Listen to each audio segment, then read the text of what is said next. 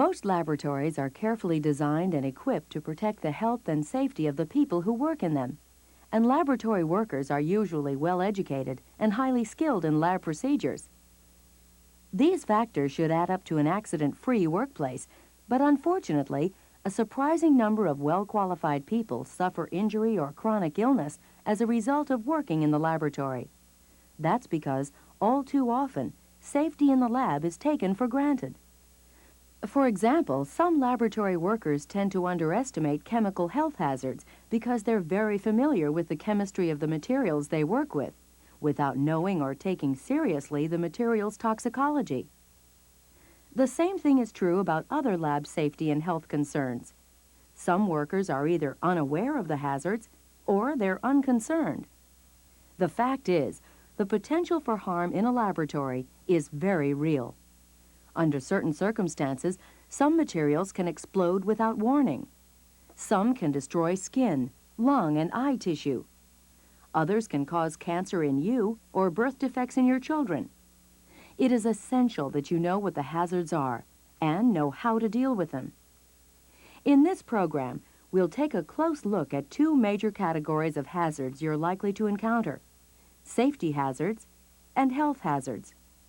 We'll explain some general guidelines for avoiding injury or exposure, and then we'll make certain you know how to react if you do face an emergency.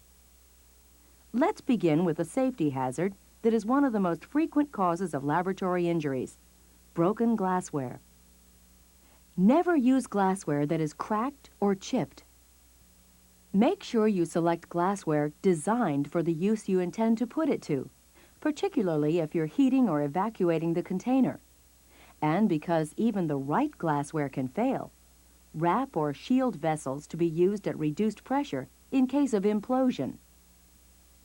Contact with hot or extremely cold objects is another common laboratory hazard. Unfortunately, a hot beaker or crucible often looks just like one at room temperature. If there is any chance an object might be hot, pause a second to determine if it is hot before picking it up. And don't forget, cold can burn too. Some gases which are released from pressure are cold enough to cause a serious burn. Use the appropriate protective equipment and follow procedures carefully whenever you're working around hot or extremely cold objects. Compressed gas cylinders are very common in the lab, but never take working with them for granted. Very specific procedures must be followed because there's always the potential for an explosive release of pressure. A valve or fitting can be blown off with enough force to blast through several concrete walls. First of all, whether you're storing a cylinder or using it, compressed gas cylinders should always be kept away from high temperatures. When you move a cylinder of compressed gas, you must prevent the cylinder from falling over. Strap the cylinder to the hand truck, and when you're transferring it from the truck, move it very carefully. The cylinder must remain capped until it's strapped in place and ready to use. Do not improvise with connections, gauges, and regulators. Use only equipment that is specified for the application. Whenever you're working with a compressed gas, always stand to the side, out of the potential flight path of any valve or fitting. And when removing a cylinder, recap it before unstrapping and moving it, even if there's very little gas remaining. The residual pressure in a cylinder can still be dangerous. Chemical fire and explosion are potential hazards in most laboratories because many materials used in the lab are highly flammable. These materials must be kept away from ignition sources. For that reason, open flames are seldom used in the lab. If you do use a flame, follow all laboratory regulations and let others in the lab know that you're going to use an open flame. Under some conditions, even a very weak ignition source can be disastrous. For example, when peroxides form in a container, just the friction of turning the cap can cause an explosion. The most obvious sign of possible peroxide formation is the presence of crystals. Standard operating procedure in a situation like this is to turn the bottle over to the bomb squad. Unfortunately, Peroxides can form in a container without providing any visible clue.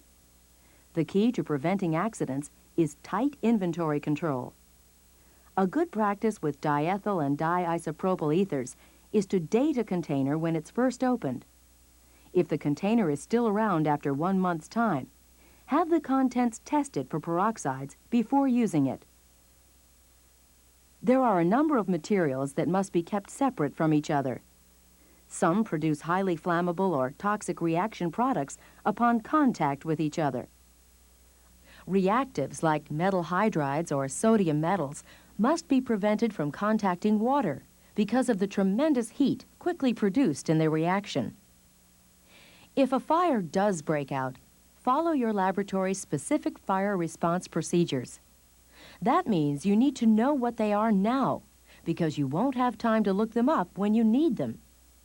If clothing catches fire, the preferred method is to get under a shower if it is immediately accessible, or roll on the floor until the flame is extinguished. In addition to the safety hazards you might face in the lab, many of the chemicals you work with are either corrosive or toxic. These health hazards may require very special consideration when you plan and perform your work. Exposure to corrosives, hydrogen fluoride, sulfuric acid, and other strong acids, and bases such as sodium or potassium hydroxide, usually produces an immediate and painful burn.